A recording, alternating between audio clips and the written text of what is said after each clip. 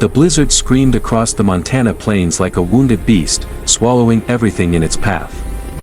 Sarah Mitchell's fingers had long ago stopped hurting, they were simply numb now, useless appendages clutching the thin shawl that did nothing against the savage cold.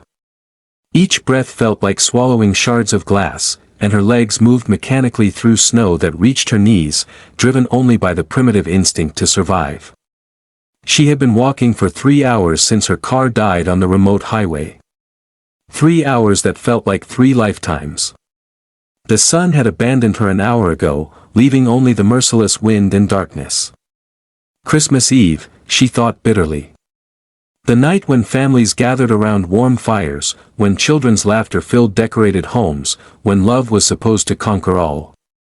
Instead, she was alone, freezing, and quite possibly dying on a forgotten stretch of road where no one would find her body until spring. Sarah had left everything behind in Chicago, her abusive ex-husband, her judgmental family who blamed her for the marriage's failure, the life that had slowly crushed her spirit. She had packed what little she owned and driven west, chasing a job offer in Seattle that promised a fresh start. But the old Honda had other plans, sputtering and dying in the middle of nowhere, with no cell signal and no passing cars for miles. The ranch house appeared like a mirage through the swirling snow, a single light burning in the window, warm and golden against the white apocalypse. Sarah's heart lurched with desperate hope. She stumbled forward, falling twice, her frozen legs barely responding to her commands. Each step was a prayer, each breath a negotiation with God. She reached the porch and collapsed against the wooden door, her fist making weak, pathetic sounds as she tried to knock. "Please," she whispered, though no one could hear her over the wind. "Please, someone help me." The door opened so suddenly she nearly fell inside. Strong hands caught her, and Sarah looked up into the weathered face of a man in his late 30s, his dark eyes widening in shock. "Good Lord," he breathed. "Come in, quickly." He pulled her inside, and the warmth hit her like a physical force. Sarah's legs gave out completely, and she would have crumpled to the floor if he hadn't caught her. Through blurred vision, she saw a modest but cozy living room, a crackling fire, simple furniture, a small Christmas tree in the corner with handmade ornaments. I'm sorry," Sarah managed through chattering teeth. "My car. I've been walking. I didn't know where else." "Don't apologize," the man said firmly, guiding her to a chair near the fire. "I'm James Thornton. This is my ranch. You're safe now." He disappeared for a moment and returned with thick blankets, wrapping them around her trembling body. "When did you last feel your fingers and toes?" I don't know. An hour? Maybe more." His jaw tightened. "We need to warm you up slowly. Too fast and you could go into shock." He knelt before her, gently removing her frozen shoes, his touch surprisingly tender for such rough hands. "What's your name?" "Sarah. Sarah Mitchell." "Sarah, you're incredibly lucky. This storm is the worst we've had in 20 years. No one should be out in this." He looked up at her, and she saw something in his eyes, not just concern, but a deep loneliness that mirrored her own.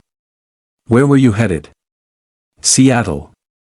A new job, a new life. Everything I own was in that car." Her voice cracked, and suddenly the tears came, hot against her frozen cheeks. "I have nothing. I am nothing." James stood and placed a gentle hand on her shoulder. "You're alive. That's not nothing. That's everything." He moved to the kitchen area. "Let me make you some hot soup. Then we'll figure out what to do next. But first, you need to survive this night." As Sarah watched him work, something shifted inside her frozen heart. She had stumbled into this stranger's home on Christmas Eve, broken and desperate. She didn't know it yet, but she had also stumbled into a destiny neither of them could have imagined. 3 days passed while the blizzard raged outside, 3 days in which Sarah slowly thawed, both her body and her soul. James was a man of few words but infinite kindness. He gave her his bedroom while he slept on the couch. He cooked simple but nourishing meals. He asked no invasive questions about her past, respecting her silence the way someone who had known pain himself would. The ranch house was sparse but clean, filled with the quietness of a solitary life. Sarah learned that James had inherited the property from his parents 5 years ago. He ran cattle and horses, lived alone, and rarely went into town except for supplies. "People complicate things," he said one evening, staring into the fire. "Animals are honest. They don't pretend to love you while breaking you apart piece by piece." Sarah understood that language, the vocabulary of the wounded. "My ex-husband was like that," she said quietly. "Charming to everyone else, cruel when we were alone. I stayed 6 years too long." James nodded, his profile silhouetted against the firelight. "My fiancé left 2 days before our wedding. Ran off with my brother. They live in Billings now, with 3 kids and a picture-perfect life." He smiled bitterly. "I got the ranch. They got each other. Everyone says I got the better deal." "Did you?" Sarah asked. "Some days I believe it. Other days, the silence feels like it's crushing me." On the 4th day, the storm finally broke. The world outside was transformed into a pristine white wonderland, beautiful and deadly. James cleared a path to the barn and checked on his animals while Sarah made breakfast, falling into a domestic rhythm that felt both foreign and natural. But reality waited in the clear morning light. James drove his truck out to where Sarah's car had died, towing it back to the ranch.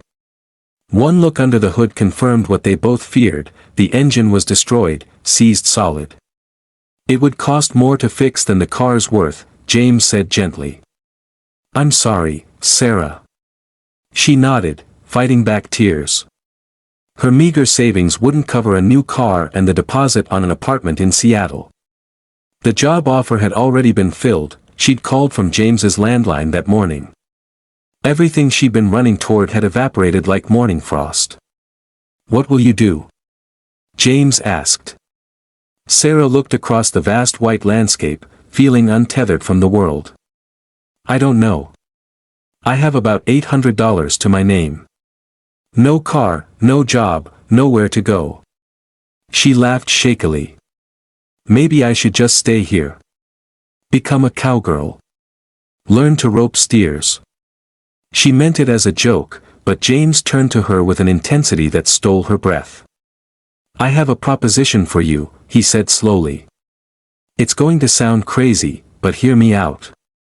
Sarah waited, her heart beating strangely fast. "I need a wife," James said bluntly. "Not for love or romance, I'm not asking for that. But this ranch is struggling. The bank is threatening foreclosure. There are government programs, grants for married couples running family farms. Tax breaks.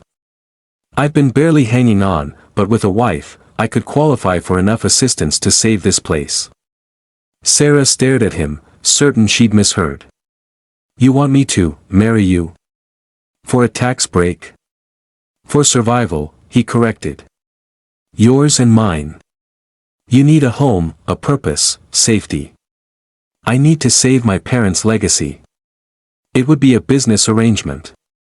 You'd have your own room, your own space. No expectations beyond helping run the ranch. We'd be partners, nothing more." "This is insane," Sarah whispered. "Completely," James agreed. "But is it any more insane than you freezing to death on Christmas Eve? Than me losing everything my family built because I'm too proud or too broken to ask for help?" He looked at her directly. "I'm not promising you love, Sarah. But I'm promising you honesty, respect, and a place where you can rebuild yourself. That's all I have to offer."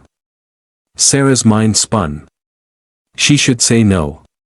This was madness. You didn't marry strangers for practical reasons. Except people did, throughout history.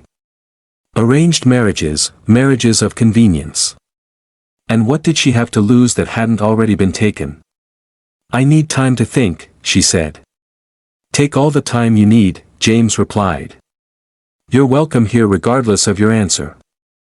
Sarah said yes on New Year's Eve, as fireworks from a distant town lit up the night sky in tiny, faraway bursts. They drove to the county courthouse on January 2nd in James's old truck, dressed in their best clothes, which for Sarah meant a simple blue dress James had driven into town to buy for her, and for James, a clean shirt and his father's BOLO tie. The ceremony took 11 minutes. The clerk who married them had processed 3 divorces earlier that morning and seemed unsurprised by their awkward formality. When James slipped the plain gold band on Sarah's finger, his hands were steady, but Sarah felt hers trembling. She was now Mrs. Sarah Thornton, married to a man she'd known for barely 2 weeks, embarking on the strangest chapter of her life. The arrangement proved more complicated than either anticipated. Living with someone, even platonically, required adjustments. James was used to solitude and silence. Sarah was used to walking on eggshells, anticipating anger. In the first weeks, they circled each other carefully, overly polite, afraid to claim too much space. But slowly, the ranch worked its magic on both of them. Sarah threw herself into learning how to feed the horses, mend fences, track cattle across the winter pastures. Her body grew stronger, her hands calloused. She discovered she was good with the animals, patient and intuitive. The horse James had deemed untrainable, a stubborn mare named Blaze, became her devoted companion. James, in turn, discovered that partnership eased burdens he'd carried alone for too long. Sarah's practical intelligence complemented his experience. She organized their finances, found additional grants and programs, helped him negotiate better prices for his cattle. The ranch began to stabilize, then slowly, cautiously, to thrive. They developed rhythms and rituals. Morning coffee together before dawn. Sarah cooking while James did evening chores. Comfortable silences by the fire where both could read or simply exist without performing or explaining. They shared their histories in fragments, Sarah's childhood with an alcoholic father, James's struggle with depression after his brother's betrayal. They offered each other something rare, acceptance without judgment. Spring came, then summer. The ranch transformed into rolling green pastures dotted with wildflowers. Sarah planted a vegetable garden. James fixed up the old barn. They hired seasonal help and expanded the herd. At night, Sarah slept in her own room, and James in his, the hallway between them both a boundary and a safety. But something was changing, subtle as the seasons, inexorable as the turning earth. Sarah began to notice the way James's eyes crinkled when he laughed at something unexpected. The gentleness with which he handled newborn calves. The quiet pride in his voice when he showed her the ranch's improving finances. James found himself watching for Sarah's return when she rode out across the property, feeling unsettled until she was safely home. He noticed how the house felt cold when she drove to town for supplies, how her laughter had become his favorite sound. They were falling in love, slowly and terrifyingly, in a marriage that was supposed to protect them from exactly that vulnerability. The revelation came to Sarah one August evening. A storm had rolled in suddenly, and she'd been helping James secure the barn. Lightning split the sky, thunder shook the ground, and the wind howled like the blizzard that had brought her here. In the chaos, a loose board swung free, heading straight for James's head. "Watch out!" Sarah screamed, throwing herself forward, shoving him aside. They tumbled together into the hay, the board crashing harmlessly into the wall. For a moment, they lay tangled, hearts pounding, faces inches apart. Rain pounded the roof above them. "You could have been hurt," James said, his voice rough. "So could you," Sarah replied. "And I realized," she stopped, afraid to say it. "What?" he whispered. "I realized I can't lose you. That somewhere along the way, this stopped being an arrangement and became." She couldn't finish. James reached up, gently cupping her face. "A real marriage," he said. "Because that's what it feels like to me. Like you're not just my wife on paper. Like you're my partner. My best friend. Like your everything, Sarah finished. Everything, he agreed. And there, in the old barn while a storm raged outside, James kissed his wife for the first time. The following Christmas Eve, exactly 1 year after Sarah had nearly frozen on their doorstep, they held a celebration at the ranch. Not a party, neither Sarah nor James were comfortable with crowds, but an intimate gathering. A few neighbors who'd become friends. Tom, the old rancher from the next property over who'd mentored James through the hard times. Maria, the veterinarian who'd helped Sarah when Blaze had colic. People who'd watched their impossible marriage transform into something rare and genuine. Sarah stood at the window, watching snow fall gently, nothing like last year's blizzard, just a soft, peaceful dusting that made the world look clean and hopeful. James came up behind her, wrapping his arms around her waist, resting his chin on her shoulder. It was a gesture that would have been unthinkable a year ago. Now it was as natural as breathing. "What are you thinking?" he asked. "About how different everything is. How different I am." She turned in his arms. "I was running away when I came here. Running from pain, from failure, from a life that had broken me. I thought I had nothing left. And now I know I had to lose everything to find what really mattered." She touched his face. "I had to nearly freeze to death to discover what warmth really means. It's not just physical, is it? It's being seen by someone who doesn't need you to be perfect. It's building something together, day by day. It's choosing each other, even when it's hard." James kissed her forehead. "Especially when it's hard. You saved me too, you know. I was frozen in my own way, frozen in bitterness, in isolation, in the belief that I didn't deserve happiness. You thawed something in me I thought was dead forever." They heard laughter from the living room where their guests were gathering. The same room where James had found Sarah nearly frozen, desperate, with nowhere else to turn. The room that had witnessed the beginning of their strange arrangement. Now it was filled with warmth, friendship, and the knowledge that sometimes the most unexpected paths lead exactly where you need to go. Later that evening, after their guests had left and they were cleaning up together, Sarah found the ornament. It was wrapped in tissue paper, hidden in a small box James had placed under their tree. She opened it carefully and caught her breath. It was a hand-carved wooden star, simple but beautiful, with an inscription burned into the wood, "Christmas Eve, 2024. The night everything changed. Love always, J." It was supposed to be a Christmas morning gift, James said, slightly embarrassed. "You weren't meant to find it yet." Sarah hung the star on the tree, right at the top where the light hit it perfectly. "It's perfect," she whispered. "Because it's true." That night did change everything. They stood together in the glow of the Christmas lights, the fire crackling softly, the ranch quiet and peaceful around them. Outside, snow continued to fall, but inside, all was warm and bright. "You know what I learned this year?" Sarah said. "Sometimes you have to be completely broken to be rebuilt into something stronger. Sometimes you have to lose your way to find your true path. And sometimes," she smiled up at her husband, "sometimes the bravest thing you can do is ask a stranger for shelter, and trust that kindness still exists in the world. And sometimes," James added, pulling her close, "the bravest thing you can do is open your door to a stranger, and trust that love can find you even when you've stopped looking for it." They kissed as the clock struck midnight, no longer strangers, no longer alone, no longer just surviving. They were thriving, together, built on a foundation of honesty and respect that had grown into something beautiful and unshakable. Sarah had come to this ranch with nothing but desperation and a prayer. She had nearly frozen on Christmas Eve. But in begging that rancher to let her stay, even as his wife in name only, she had found something more valuable than she'd ever imagined. She had found home. She had found purpose. She had found a love that saved them both.